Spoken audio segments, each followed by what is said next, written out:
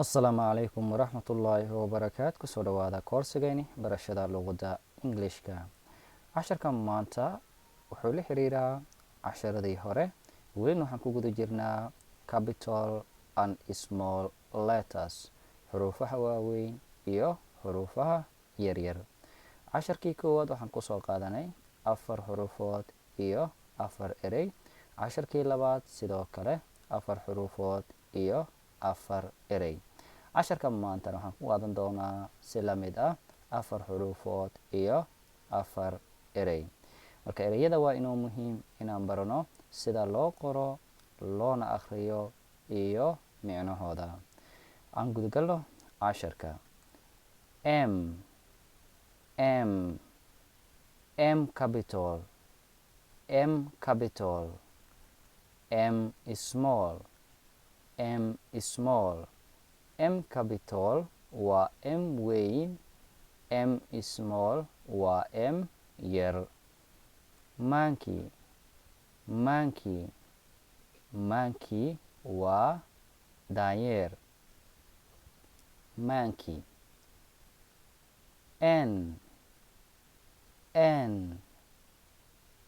capital, N capital, N small, N small, N capital, N weyn, N small, N yar.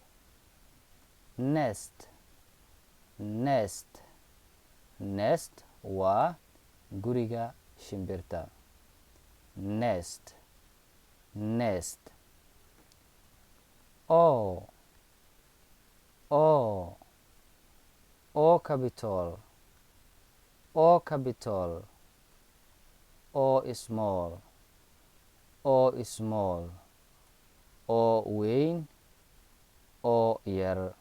Ox, ox, ox waa dibi.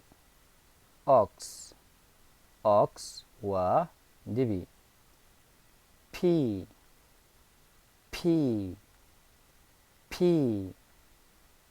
capital, P capital, P small, P small, P weyn, P yar. Pen, pen waa qalin. Pen. M capital, M small, monkey, daanyeer. N capital, N small, nest, guriga shimbirta. O capital, O small, ox, ox, dibi. P capital, P small, pen, qalin. Waxaan rajaynayaa inaad fahantay casharkeena maanta halkan ayuu inooga dhan yahay. La soco casharkan casharka xiga.